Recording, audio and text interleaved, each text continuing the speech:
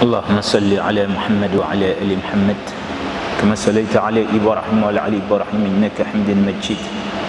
اللهم بارك على محمد وعلى آل محمد كما باركت على إبراهيم وعلى آل إبراهيم في العالمين إنك حميد مجيد. Qu'Allah subhanahu wa ta'ala nous pardonne nos péchés, qu'il nous guide sur son droit chemin et qu'il nous laisse mourir avec la foi. Nous continuons les catégories des personnes qui sont dans le cadre du jeûne.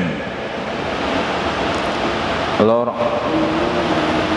il y a la femme qui est enceinte ou qui est en train d'allaiter une nourrice. Alors, est-ce que celles-là doivent jeûner? Alors, Allah subhanahu wa ta'ala va nous dire Ya ayyuhalladhina amanu kutiba alaykumus siyam kama kutiba alal ladhina min qablikum la'allakum tattaqun ayyaman ma'dudat faman kana minkum maridan aw ala safarin fa'iddatun min ayyamin ukhar. Donc Allah subhanahu wa ta'ala il rend la chose facile pour ceux qui doivent jeûner. La femme enceinte ou la femme qui est en train d'allaiter une nourrice qui a peur soit pour sa santé ou pour le fœtus ou bien qui a peur même pour la santé de son enfant, alors les ulémas ils vont avoir environ trois sortes de vues là-dessus, donc c'est bon de le savoir.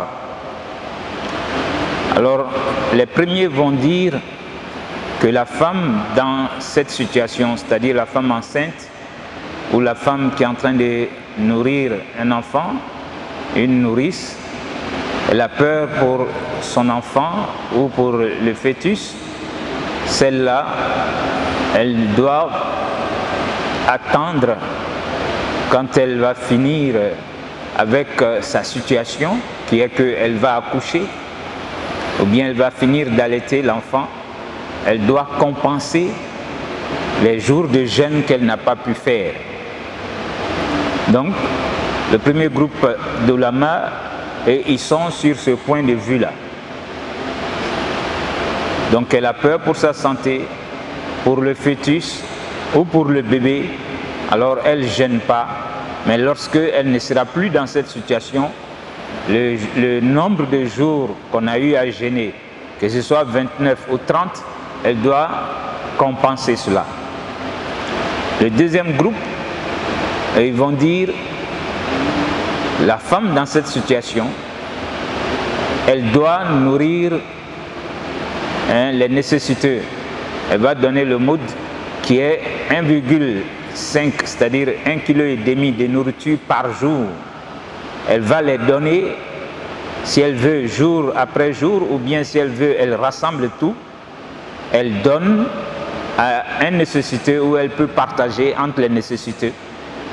Et que, ça c'est le deuxième point de vue, après, c'est-à-dire quand on va finir avec le ramadan et qu'elle aussi, elle n'est plus dans cette situation, elle est accouchée, ou bien elle a fini de nourrir son enfant, elle doit, malgré qu'elle ait payé déjà 30 jours, en donnant de la nourriture aux nécessités, elle doit forcément jeûner les 29 ou 30 jours de Ramadan. Donc, ceux-là, ils vont dire, malgré qu'elle a nourri les nécessités pendant le mois de Ramadan, alors quand elle sera en situation de jeûne, c'est-à-dire elle n'est plus enceinte, elle n'est plus en train de nourrir son enfant, il faut qu'elle compense les jours qu'elle n'a pas pu jeûner. Maintenant, le troisième groupe, eux, ils vont dire, elle peut donner simplement de la nourriture, c'est-à-dire les jours qu'elle ne va pas jeûner là, elle les compte, 29 ou 30 jours, elle donne de la nourriture aux nécessiteux et que cela est suffisant. Elle n'a pas à compenser les jours de jeûne. Et donc cette troisième opinion, est l'opinion des disciples du prophète. C'est bon de le savoir. Comme Ibn Omar, Ibn Abbas, c'est ce qu'ils ont dit ouvertement. Et il n'y a eu personne pour contester cela. Parce que Ibn Abbas était le cousin du prophète lui-même, sallallahu alayhi wa sallam. Et Allah subhanahu wa ta'ala a fait que le prophète a prié Dieu, afin que Dieu lui donne la meilleure façon de faire l'exégèse du Coran. Donc Ibn Abbas, quand il avait un point de vue par rapport à un verset coranique, en tout cas c'était fondamental, parce que ça, chaque disciple du prophète sallam avait quand même sa spécificité. Donc Ibn Abbas, appuyé des Ibn Omar, et ils sont pour le fait que lorsque la femme est enceinte, ou bien c'est une nourrice, elle a peur pour sa santé, ou bien pour le fœtus, ou bien pour son bébé, c'est le Ramadan, elle calcule le nombre de jours qu'elle ne peut pas jeûner, alors elle s'occupe de son enfant, de son fœtus, de sa santé, mais elle donne de la nourriture, c'est suffisant, elle n'a pas à compenser le jour de jeûne. Donc vous avez ces trois points de vue. Maintenant, en tant que musulman ou musulmane, c'est toi qui vas regarder ces trois points de vue. Ce qui t'enchante, tu prends cela et tu l'appliques par rapport à ce mois béni et par rapport à ta situation aussi. Alors, on va trouver ensuite l'homme qui est débile, l'homme qui est fou. Celui-là, est-ce que s'il jeûne, c'est exaucé? Si un fou jeûne, ça ne sera pas exaucé, parce qu'on jeûne avec son esprit, son corps, on jeûne parce qu'on veut adorer Dieu. Lorsqu'on perd l'intellect, alors l'adoration n'a plus son sens. Alors tant que la personne ne jouit pas de sa faculté mentale, elle ne peut pas jeûner, et ce genre de jeûne ne sera même pas exaucé. C'est bon de le savoir et de l'ajouter à ce cas-là. Ensuite, on peut arriver aussi à la femme qui est dans ses menstrues. Elle ne peut pas jeûner parce qu'elle est en état de menstru. Donc, si c'est une femme qui est en train de faire une hémorragie, donc une femme en état d'hémorragie peut jeûner. Ça, c'est bon de le savoir. C'est différent des menstrues. Donc quand la femme fait les menstrues, elle ne peut pas jeûner, mais elle doit compter le nombre de jours qu'elle a eu à faire dans son état de menstru, et après le mois de Ramadan, elle doit compenser cela. Donc elle ne paye pas, elle ne compense pas les prières qu'elle n'a pas eu à faire, mais le nombre de jeûnes qu'elle n'a pas eu à faire dans cet état de menstru, elle doit les compenser. Par contre, une femme qui est en train de faire une hémorragie, alors celle-là, elle doit pouvoir prier, elle doit faire son jeûne, parce que ça c'est comme une maladie, elle doit se soigner. Quand il est l'heure de la prière, une femme qui est en train de saigner de cette manière, comme elle sait que ce n'est pas les menstrues, elle doit attendre au moment où on doit prier, elle va faire ses ablutions, elle prend une protection et elle fait rapidement sa prière. Elle doit tout faire aussi pour voir un médecin, alors pour se faire soigner. Donc celle-là ne doit pas dire que comme moi je saigne, on a dit quand on saigne on ne gêne pas. Ça, ce n'est pas, c'est différent de la situation d'une femme qui est en train de faire ses menstrues. Sinon une femme qui est en état d'hémorragie, une femme qui est dans son état d'hémorragie doit jeûner, elle peut prier, elle doit même prier, elle peut même avoir des rapports avec son mari. C'est différent de la femme qui est en état de menstru. Lorsque la femme est dans son état de menstru, elle ne doit pas avoir de rapport avec son mari. Parce que Dieu le dit, « Yas'alunaka 'anil mahid, qul huwa adha, fa'tazilu an-nisa fil mahid » Donc, lorsque la femme est en état de menstru, elle ne gêne pas, elle ne doit pas prier. Alors, elle n'est pas une souillure pour dire qu'elle ne peut pas, disons, manger avec son mari, comme on voit d'autres le faire.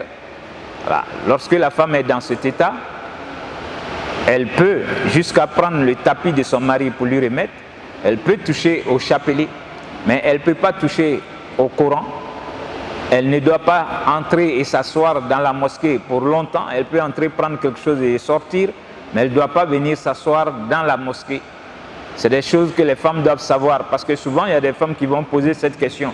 Est-ce que si je suis en état de menstru, je peux prendre le chapelet de mon mari pour lui remettre? Ou bien quand il me dit donne-moi mon tapis, est-ce que...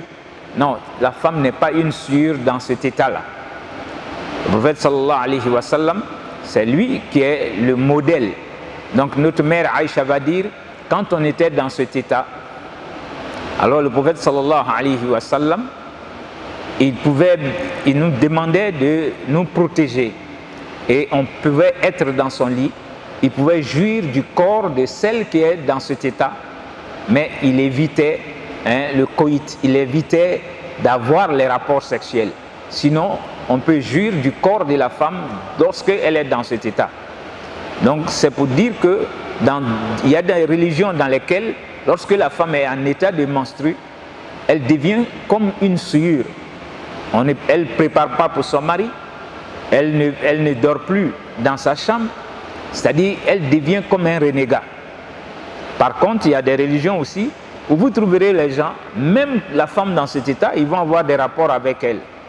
Donc l'islam est la religion de droiture, la religion que Dieu a créée. Lorsque la femme est dans cet état, elle ne peut pas gêner. Alors même quand les menstrues te viennent, alors que tu as 5 minutes de la rupture du jeûne, alors ce jour-là, ce jeûne-là est annulé, mais tu auras la récompense de l'effort que tu as fourni toute la journée. Mais lorsque le jeûne est fini, tu dois considérer ce jour-là comme si tu n'avais pas jeûné. Alors je reviens dessus parce que souvent la question arrive facilement. La femme dans cet état, le musulman évite d'avoir des rapports sexuels avec la femme. Mais sinon, elle peut préparer pour toi, elle peut être dans ta chambre, elle peut toucher à ton chapelet, elle peut toucher au tapis. Donc elle n'est pas une personne souillée, c'est bon de le savoir. Et quand elle a fini avec ses menstrues, alors c'est le jeûne qu'elle reprend, mais elle ne reprend pas la prière. Donc Allah subhanahu wa ta'ala nous pardonne nos péchés et qui nous guide sur son droit chemin. Subhanakallahumma wa bihamdik, nashhad an la ilaha illa anta, nastaghfiruka wa natubu ilayk. Subhana rabbika rabbil izzati amma yasifun, wa salamun ala al-mursalin walhamdulillahi rabbil alamin.